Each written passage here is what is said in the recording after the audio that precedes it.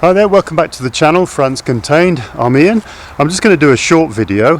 We're in between growing and whatever on the homestead, so I just want to show you our current solar system that we put in July. We just needed to reduce our electricity bills. We were paying something like just shy of €200 a month. And we're not even on electric heating, we're on oil-fed heating, and most of our water heating is done from solar already, which we've had for about 15 years, and I'll just show you those panels in a minute. But our electricity bill was just ridiculous, so I just decided during all this COVID outbreak that I would install just a small kit. It was a kit, I bought it off one website here in France. I bought 18 panels, 360 watts each, and that feeds into a grid-tied hybrid inverter, and I put in two 2.4 kilowatt hour batteries, so that gets us through most of the night. In the summer it runs without even taking anything from the grid. Trouble is, most of my power is going back into the grid, so and I don't get paid for it. I'm not on contract or anything. I installed this myself, so I didn't pay anybody to do it, so I can't really sell it back into the grid. So I'm going to show you the system now. It's going to be just a short video. I hope you enjoy it, and I'll see you up on the roof.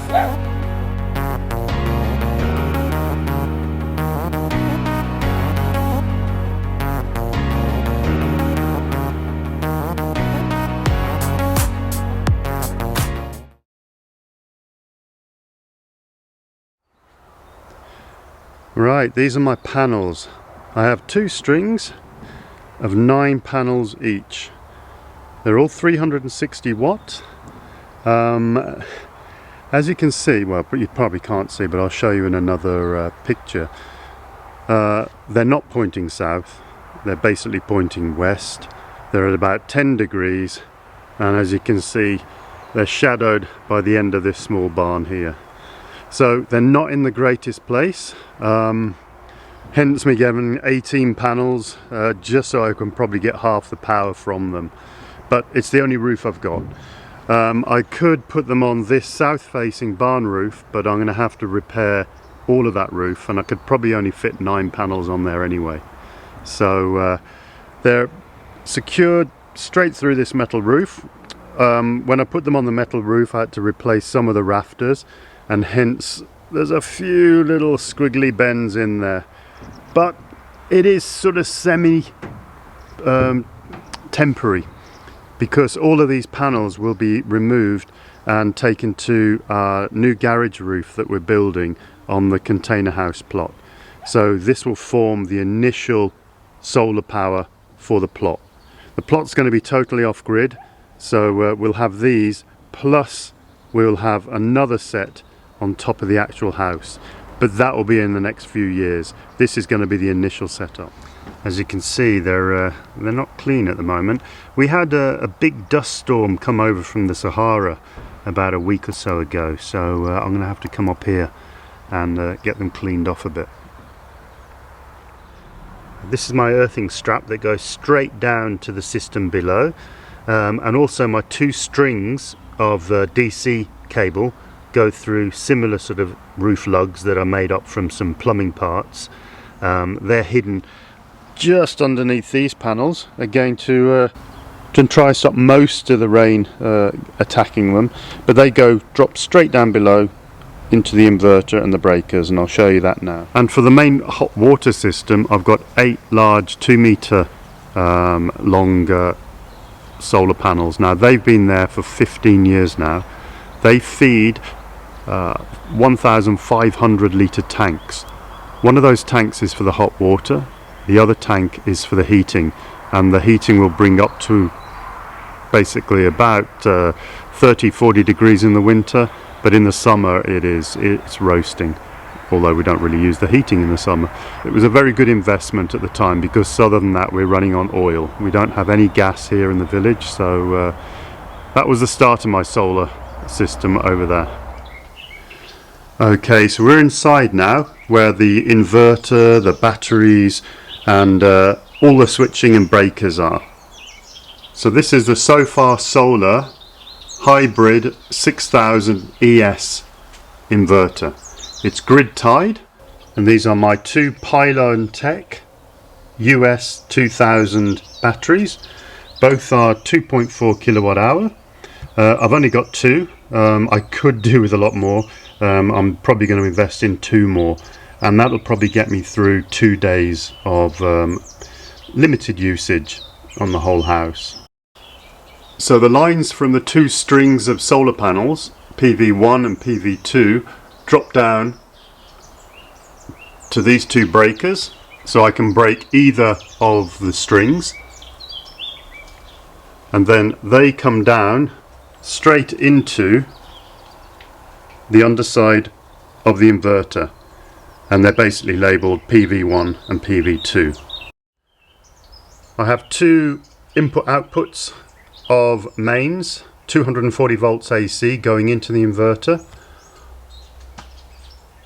The first here is basically comes from my emergency 3 kilowatt output of the inverter, and that just goes to a small breaker box that supplies my garage, my gates. It can also be connected to the main house via another breaker in case we get full power outage. So I will then disconnect the grid with using the main house breaker. I will turn that off, and then I can flick the switch on the breaker between my smaller distribution box to the house main distribution box. But I have to make sure I'm limiting to under 3 kilowatts. The other AC 240 volts is the main grid tie. So that comes down into the small, basically it's a lightning suppressor box and the main breaker for the solar. And the output of this small distribution box comes straight out through into an emergency switch here,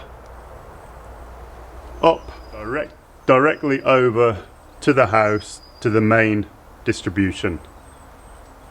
So I can basically disconnect the whole solar system using this switch here.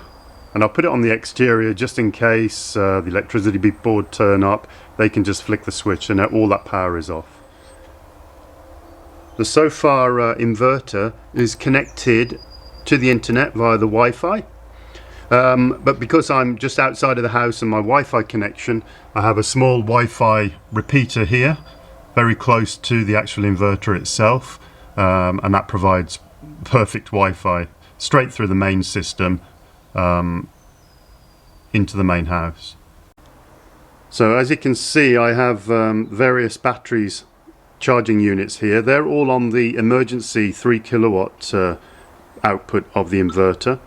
It just makes it easier. They're all on the same distribution box. Also here I have a 7 kilowatt car charger. We have an electric car and I charge it with this unit. It's a type 2 connector, but that does not come off the batteries. So that comes directly from the grid tie, but it does go through the inverter. And to stop the car charging from the batteries and running them down in seconds, I trick the inverter not to draw from the batteries, and I'll show you how to do that now. So on the inverter there is various modes. So in basic setup I can select that and I drop down to energy storage mode. Select, and on here there is a time of use mode. I select that. At the moment it is enabled, and from 2 minutes past 12 to 10 minutes past 7 to basically charge from the grid the batteries at 500 watts. So when the batteries are charging, when they've been told to charge from the grid, they cannot release power. So at the same time I set my car to program charge,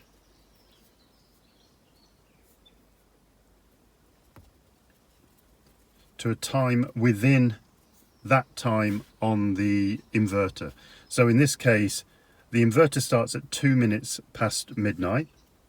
The car starts at 5 minutes past midnight. The inverter finishes at 10 past 7 in the morning, but the car finishes at 5 minutes to 7.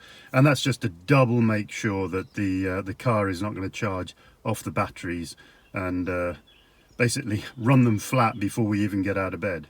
So it works very well. So that means I'm charging on low rate electricity during the night.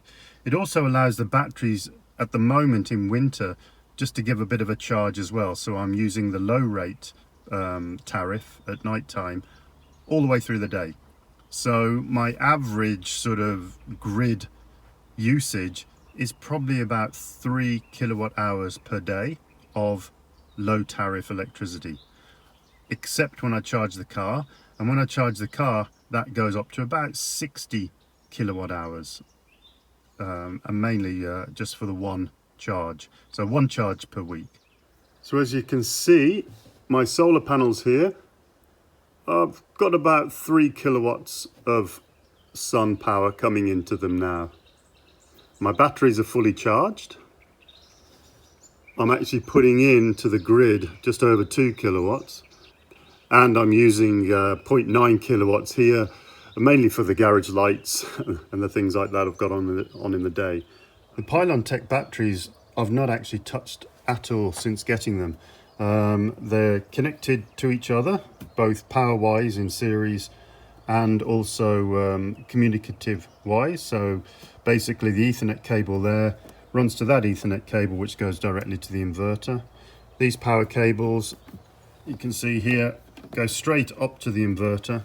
So it's a very, very neat system. I've seen many solar systems with battery management systems, inverters, and lots of batteries. This, if I've got, say, 2 more of these units, you can actually buy a cabinet that they all fit into, like a big hi-fi system. So in the new property, we'll be increasing these to at least 8. So in the interim, all of this system, as I mentioned while I was on the roof, is going to be transferred to the garage of our new container home. The batteries will also go over there, including all my tool batteries, my drills and saws, just so we can construct the container home without worry. So that's it. Very simple system. I installed it within probably 2 days. The majority of the work was on the roof because the roof was in such a bad state, as I mentioned before. But the electrics and setting up were all great. So I'll catch you in the next video. We'll be back on the homestead then, planting probably with Julie. But until then, please press the subscribe below, thumbs up, and I'll see you in the next one. Bye for now.